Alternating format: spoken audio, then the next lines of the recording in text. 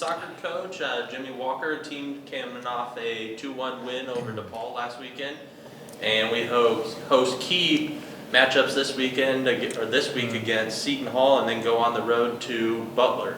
Coach, just giving us an opening statement about the team. Yeah, last week was a great reset week because we had 4 breaks, so girls had plenty of time off. They got to sleep in a little bit, which they haven't been able to do all semester. No classes to worry about, so fantastic week of practice followed up by a good win at DePaul. Not always an easy place to go because the fields are a wee bit smaller, so a little bit more of a challenge in a different way. But take the result, and long bus ride home, which was a bit of a pain. But other than that, it was a great week and a great result for us. And now we focus our attention to this week. 2 massive games coming up where we're going to need to win both games because we're fighting to still get in the tournament with 4 teams. So 2 wins this week could be really good for us. Questions?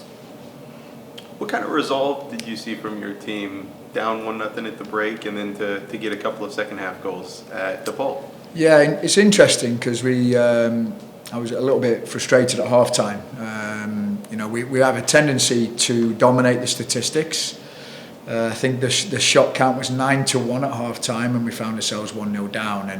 And we just got to have a little bit more concentration where we're dominating 60% possession in our half, and then we let one team just get a break and score. We've got to really dial into those details because we're going to need that as the season goes on.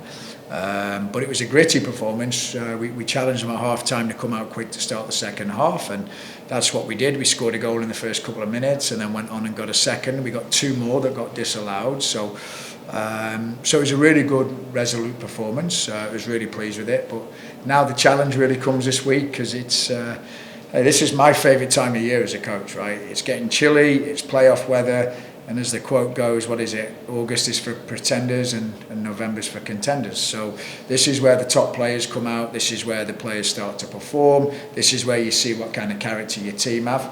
Asked them this morning, are we ready for the fight? And they said yes. Well, we'll see this week, won't we? So massive challenge ahead for us, great opportunity with 2 home games in the last 3 as well, because we have travelled a lot, and exciting week ahead. But this is what I love. This time of year is the best time of year. So.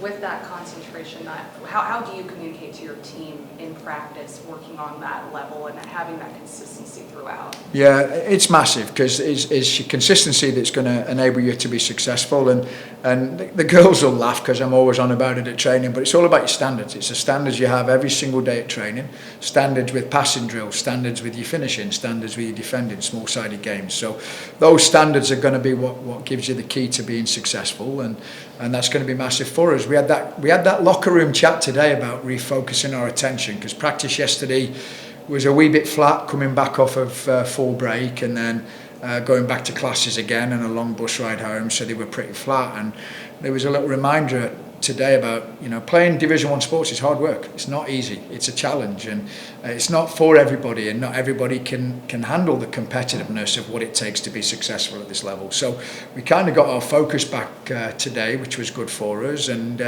training was elite today. The attitude was brilliant, and hopefully that carries into the game because, as we say, the better you are prepared, the more confident you will be with your performance on game day. So.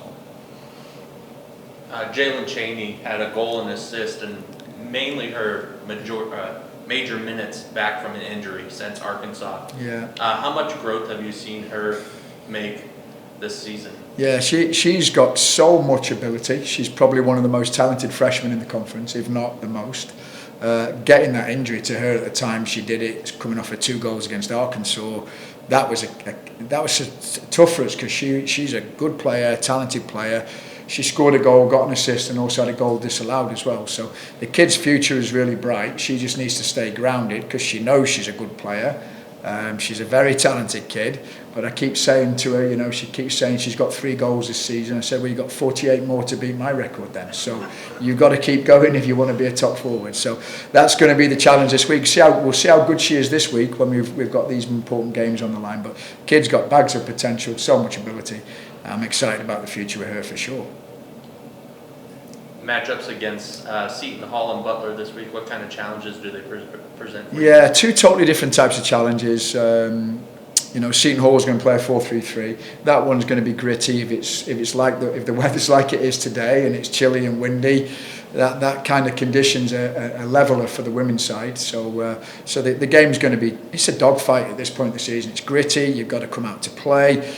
Playing cute soccer, pretty soccer is irrelevant at this point in the season. It's all about winning. So I don't care how we do it. It's all about winning. If it's off a set piece, it's someone on the back of the head. I don't care how we score.